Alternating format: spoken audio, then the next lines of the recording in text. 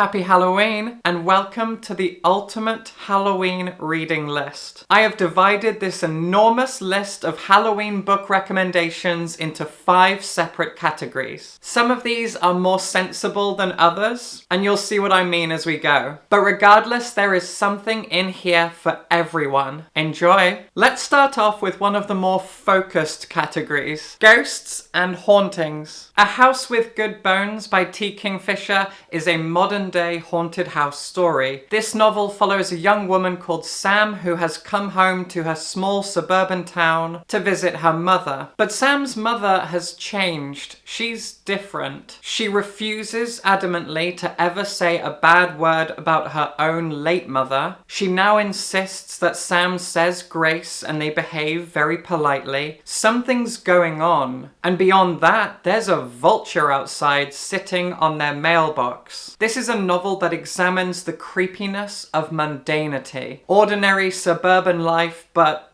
off-kilter, as suburban life so often is. The Reformatory by Tananarive Due is one of the great horror novels of recent times. She is a legend of horror fiction and also very politically woke fiction. And this is a work of historical fiction which follows a young boy who, after getting into a scuffle with a white boy, is sent off to the titular Reformatory, a horrible place where young men are brutalized into good behavior by the sadistic wardens who work there. But this reformatory is full of ghosts and our protagonist can see them. In order to overcome this place, he wants to work together with the ghosts, but it's not going to be as easy as that. This is a brilliantly complex and wonderfully haunting work of fiction. It's also pretty dense, and that gives you time to really sink into it for better or worse. The Haunting of Hill House by Shirley Jackson is one of the great haunted house ghost stories of all time, and it tells the story of 4 people who spend a few days in the titular Hill House. This house has a long and dark history, and these 4 people are here to prove any paranormal experiences. But the hauntings of the house take a very unusual form, and we specifically follow one of the women, Eleanor, as she gets closer to Theodora and also becomes more attached to the house, even as it haunts them, even as it frightens them. Eleanor is changing during her time in this house. And what makes this so compelling is the fact that, yeah, it's a good ghost story, it's a good haunted house story, but it's also a very compelling look into the psyche of someone who is lost and alone and confused. The Spirit Bares Its Teeth is my personal favorite Andrew Joseph White novel. It's set in a more fantastical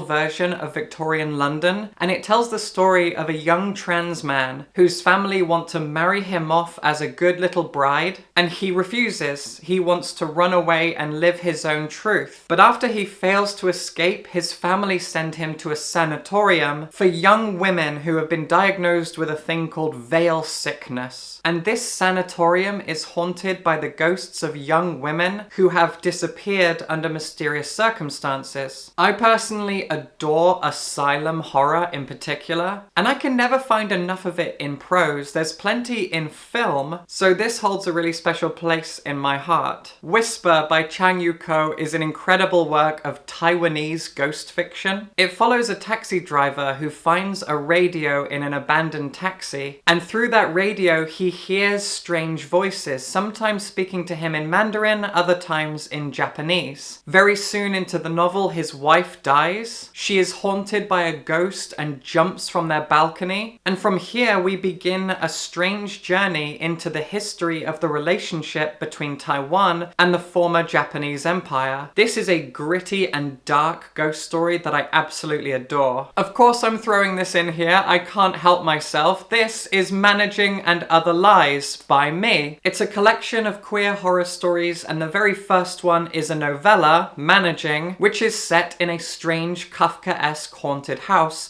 very much inspired by Shirley Jackson. In it, a nameless protagonist is haunted by a man and a woman who both seem to maybe live in this house that they originally thought was empty. As the story goes on, the man bullies our protagonist and the woman tries to seduce them and change them and convince them of certain things. This is a novel about gender dysphoria, about gaslighting, about conformity, and about performing specific gender roles in order to satisfy internalized transphobia and also satisfy arbitrary social rules. I'm very, very proud of it, and there are links in the description if you want to pick it up. How to Sell a Haunted House by Grady Hendrix is a fantastic haunted house story that follows a woman who returns to her small town home after her parents suddenly die in a car crash, and she and her brother need to figure out what to do with the house. They argue, they disagree, her brother is kind of a washed up loser and she judges him really harshly, but the house is wrong, it's haunted, and they have to figure out what exactly is haunting it. This novel is so much fun,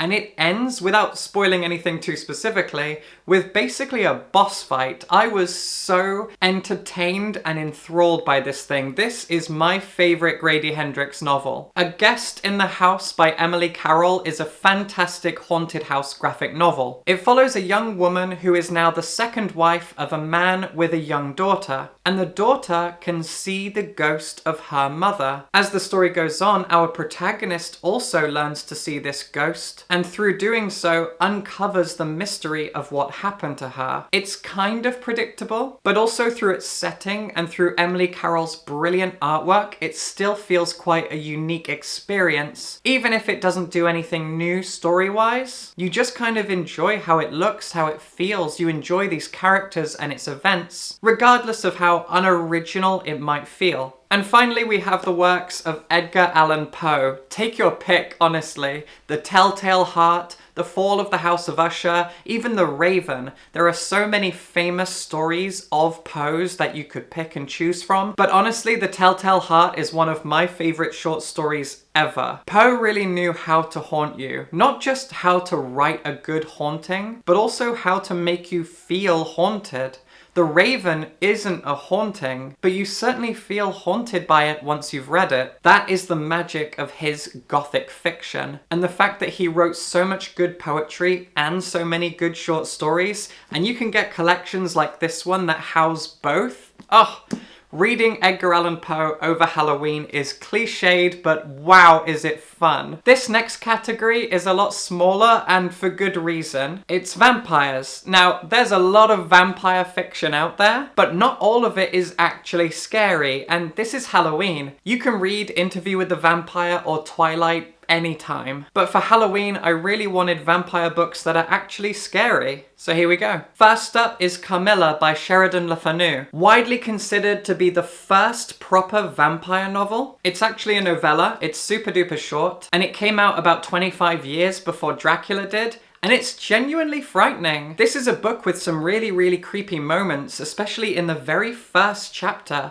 when our protagonist, who is a young teenage girl, is sure that there is something haunting her bedroom, something under her bed. It is a classic setup situation, but it will make your skin crawl. When I first read this, I got goosebumps. And from there, she meets and befriends a young vampire and enters a kind of sapphic relationship with her. This is a work of gothic fiction from the 1800s, and it is a vampire story, a sapphic story, and a very darkly gothic story, while also being kind of camp and tongue-in-cheek in places as well, but this does have the capacity to frighten you. Another fantastic Grady Hendrix novel is The Southern Book Club's Guide to Slaying Vampires. This is a really clever and satisfying vampire story that follows a group of middle-class white women in a comfortable suburban town until one day a young man moves in and kind of charms everyone into thinking he's a really cool and important guy and a vital new part of their community, but he is also very obviously a vampire, and he's getting away with it by driving himself over to a more impoverished black black neighborhood and kidnapping people. People who at this time and in this place were largely ignored by society, by the police, by the authorities. And of course, the comfortable white middle class men are ignoring what's going on,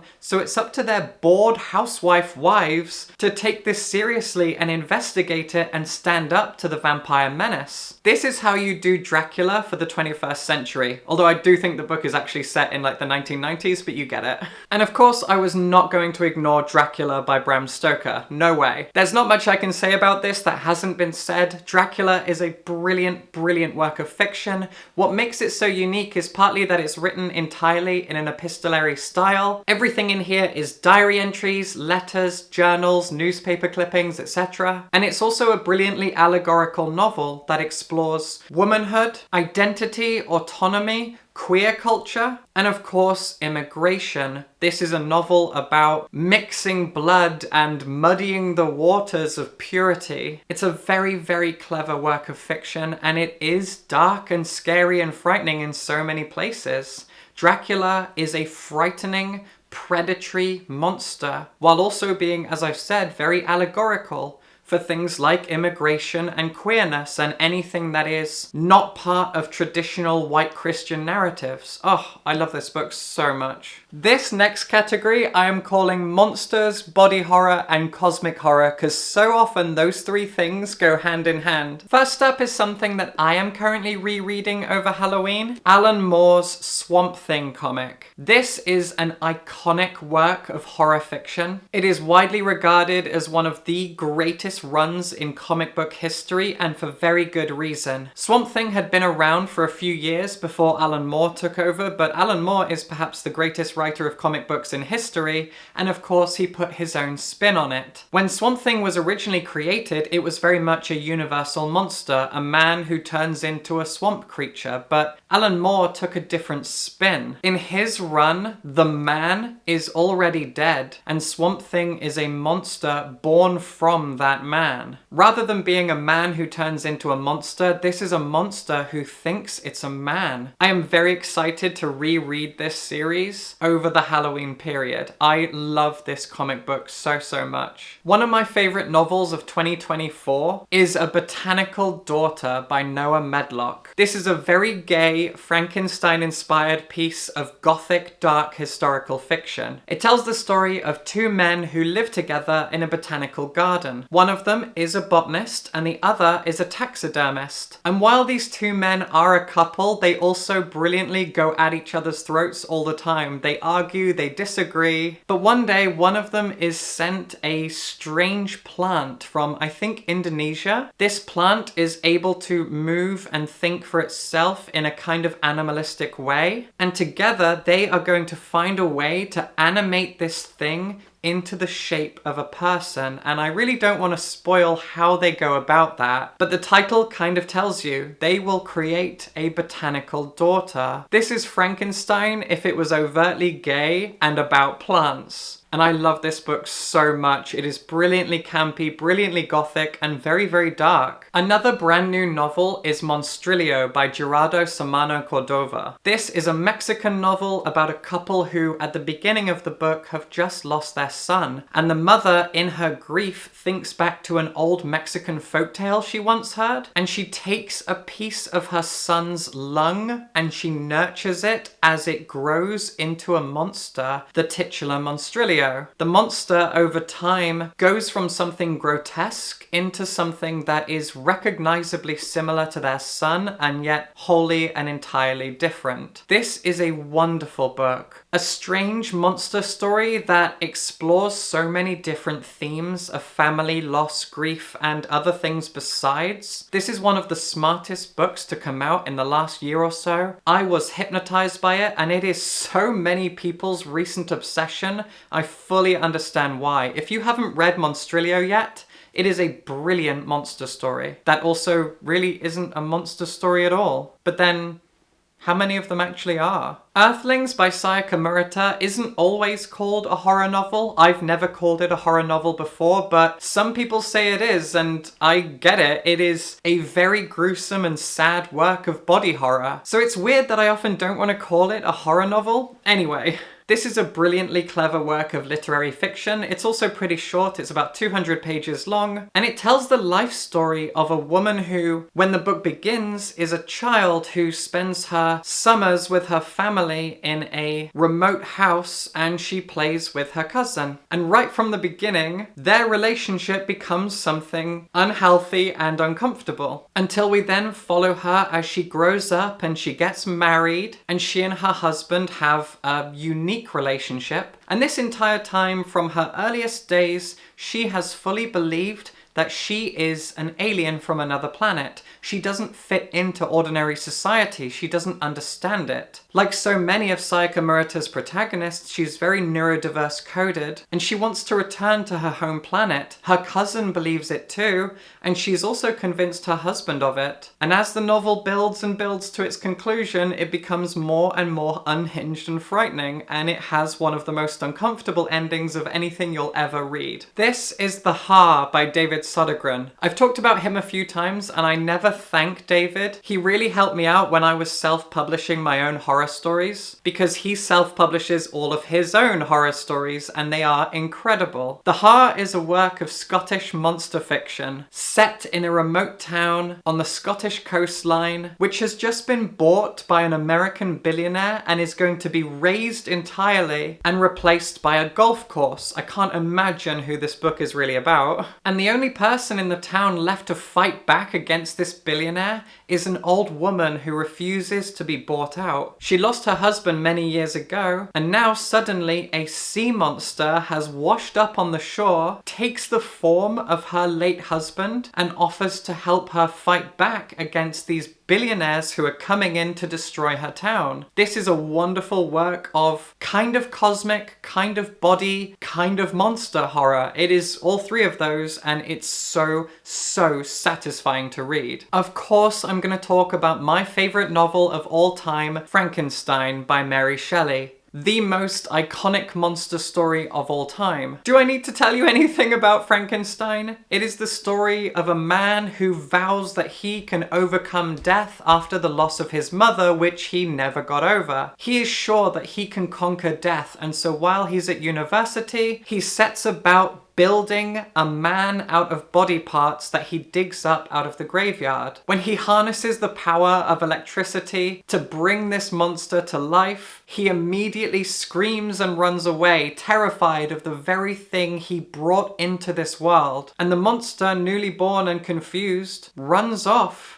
only to be hated and feared and chased. But nonetheless, the monster learns and it grows and it becomes a fully formed human being who knows very little but revenge and loneliness. I love this book more than I can ever say, and I say that a lot, I talk about it a lot, so let's move on. Frankenstein is the best thing that's ever been made by any person ever. Fact. Here we have another novel by the absolutely incredible Andrew Joseph White, Hell Followed With Us. This is a piece of apocalyptic horror. It follows a young trans guy who has basically been raised and engineered by a doomsday cult to bring on ultimate Armageddon. This doomsday cult has already basically destroyed the world. We're already living in their apocalypse, but they're not done yet. They have raised this kid up to be their ultimate weapon. But he runs away at the start of the novel. He flees from the cult, and soon enough he joins up with a young group of queers who are planning to fight back as best they can against the cult. And since Benji is a young trans guy, he finds a kinship with these people, and he wants to take revenge on the cult that raised him and turned him into something very dangerous. Hell Followed With Us is fantastic, a wonderful work of queer horror fiction. Another work of apocalyptic fiction that is also body horror and also gradually more and more Lovecraftian and cosmic as it goes on is Sister Maiden Monster by Lucy A. Snyder. This is a really horrible thing. I suffer with health anxiety pretty badly, and I really struggled to read this. It has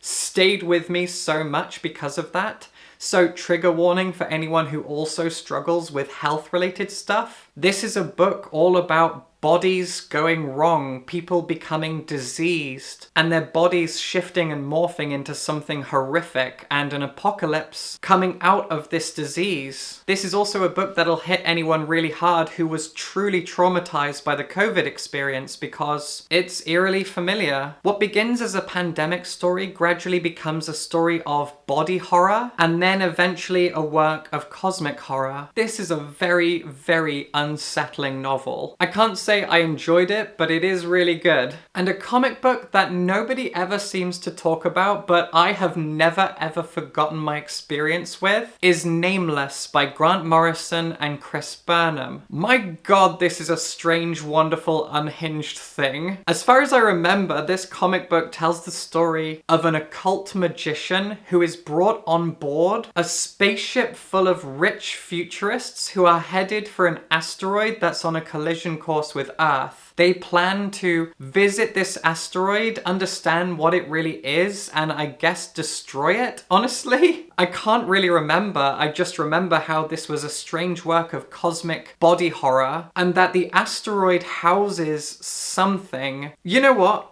I'm gonna put up a big spoiler warning here, because I want to talk about how I remember this comic going, which is that it turns out that the asteroid actually has God on it. And God has, for centuries, from this asteroid, been beaming thoughts into our heads that tell us that we should all worship God and build a whole church around God, the Christian God. And then eventually God will come to Earth and blow everything up. That's how I remember it, but honestly, I'm not sure if I'm right. I just know that I wish more people read this comic book. Grant Morrison is a genius, Chris Burnham's art is grotesque and wonderful. They are a dream team, and when this book came out, I gobbled it up, and no one else ever seems to talk about it, but I think Nameless is incredible. I just don't remember it that well. Maybe I should read it again. Our fourth category is Demons and Killers. A book that has stayed with me since the day I read it and has quickly become one of my favorite horror novels is Brother by Anya Alborn. I so adore this novel. It takes the Texas Chainsaw Massacre, Hells Have Eyes, Wrong Turn style of horror about a rural family of brutal killers and cannibals and totally flips it on its head into something very, very sympathetic. Brother is set in one of those stories, but the twist is that one of them doesn't want to be there. Our protagonist is a young son of this butchering, cannibalistic family, and he is desperate to escape. He hates what his family does. His brother is a complete psychopath who manipulates and gaslights him. And over the course of the novel, he sees glimpses of the outside world. He gets to know a girl who works at a record store in the local town. He sees what ordinary life is like, and he's so desperate to escape this grotesque, monstrous life that he lives. God, I love this book. Boys in the Valley by Philip Fracassi is another favourite of mine. This is actually the novel that has probably frightened me the most. It is set at the turn of the 20th century in a rural orphanage in Pennsylvania, and not too far from the orphanage it turns out that there is a cult doing weird culty stuff in the woods. And one night, a man from this cult who is dying of his injuries is brought into the orphanage so that someone can try and save him, and of course they do not succeed, and the demon that was inside of him is let loose. The demon infects the orphanage and everyone in it. And what happens next is one of the most unsettling, claustrophobic horror stories you will ever read. I love this book. Speaking of cults, Black Sheep by Rachel Harrison is such a fun time. It tells the story of a young woman who left her cult family behind a few years ago. She's now in her early 20s, and she is returning home to her cult family in New Jersey to attend a wedding. Her cousin is marrying her former boyfriend, and she couldn't stay away. She couldn't resist the urge. Before she even gets there, however, we are given implied moments that she has some sort of special power. And what makes the cult even more fun is the fact that her mother was a scream queen. She was a legendary actress in horror movies in like the 70s and 80s during the scream queen boom. And now she is a high-ranking member of a strange cult. This cult worships Satan himself, and our protagonist is returning to the thick of it after getting out about 6 years ago. What is going to happen when she arrives? What is the truth of this cult? And what is going on with this maybe strange power she has? Honestly, I didn't find this book scary at all, but it is a really fun time. Camp Damascus by Chuck Tingle is perhaps my favourite horror novel ever. It is a brilliant work of queer horror set around a gay conversion therapy camp. This camp boasts a 100% success rate, but our protagonist has nothing really to do with that camp. She just lives near it, right? She's a teenage girl, she's straight, she's a God-fearing Christian, maybe, probably. But for some reason, she's vomiting flies and she's seeing demons wearing metal collars standing in the shadowy corners of her living room. What is going on? Is she being haunted? Is she possessed? What is this? And what connection does that have to Camp Damascus? You have to read it and find out. Like I said, this is my favourite horror novel. I love this more than I can say. It is queer, it is clever, it is fun. It is everything I love about good horror. Clown in a Cornfield by Adam Cesare is a young adult slasher novel, but it also very much feels like a Stephen King novel.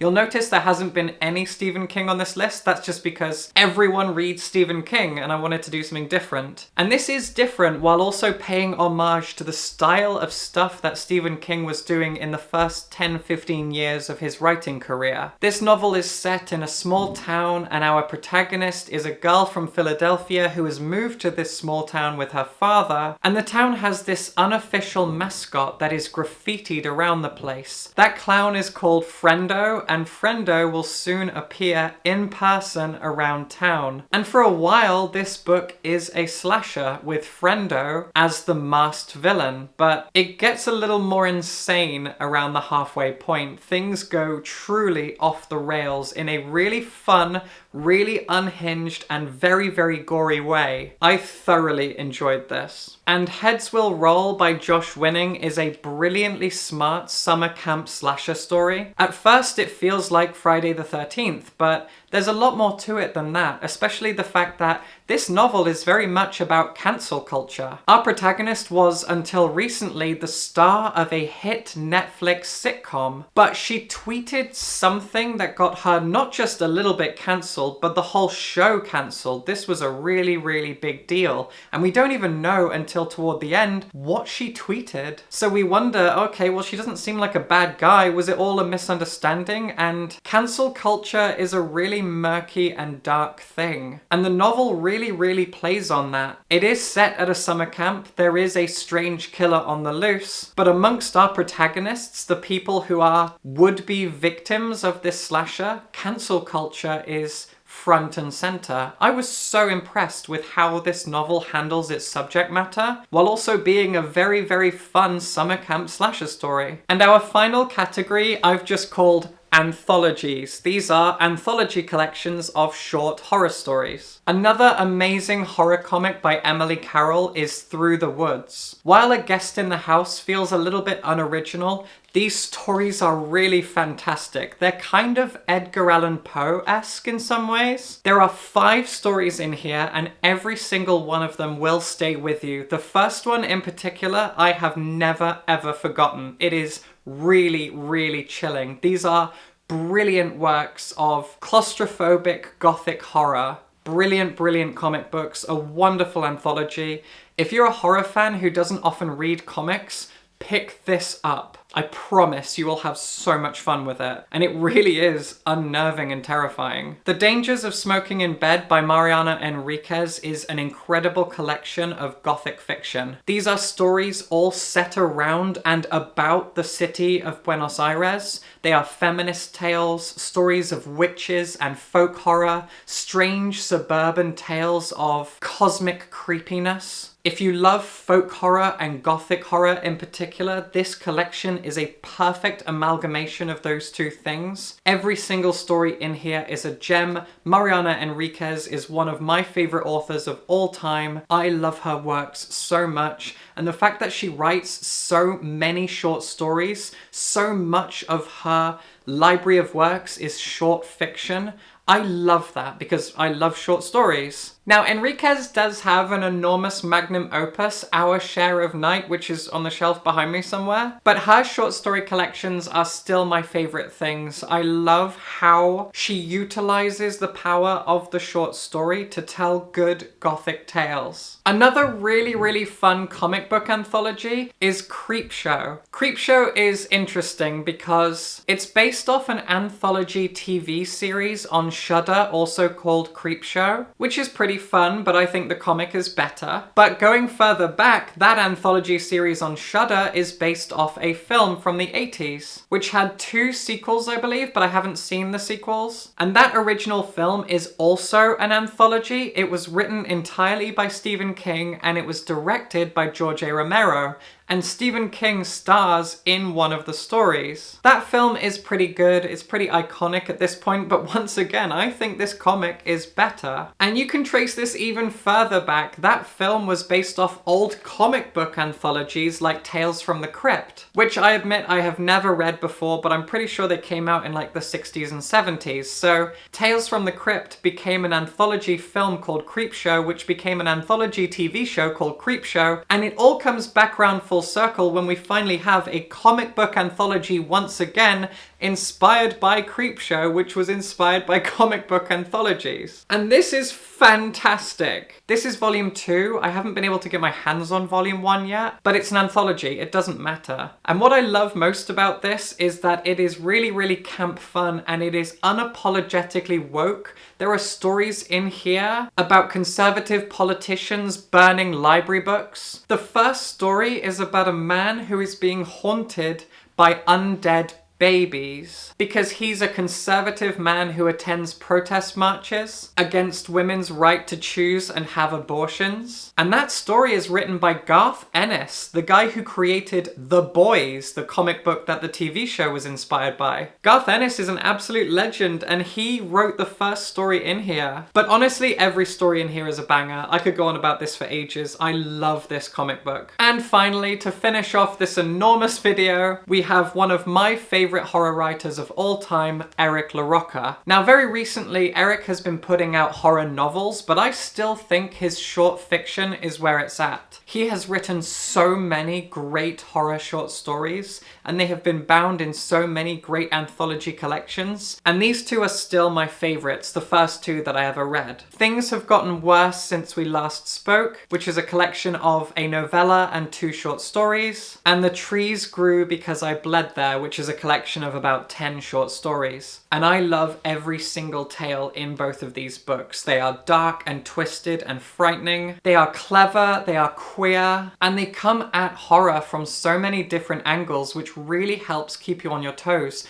That's the beauty of short story collections and anthologies. You never know how you're going to be scared from one story to a next. If each tale approaches horror differently, through a different lens, through a different genre and a different style, you don't know what's going to come next. You've been frightened by one, but the next one will scare you in a different way. And that is so dread-inspiring. God, I love his work so much. Eric is incredible. He was also the first person to read my book, and he gave me a wonderful quote to put on the front, and I'll always be grateful to Eric for that. This video was enormous. It took forever to make, and I really hope it was worth it. This was my ultimate Halloween reading list. If you enjoyed it, please consider supporting me on Patreon, or joining my channel membership, or just sending me a super thanks by clicking the super thanks button under the video. Any way that you can financially support me, I would hugely appreciate. I love doing stuff like this. I want to just do it forever, and you can help me by supporting me on Patreon. Thank you so much. Happy Halloween. Read some good scary books. And as always, subscribe for books.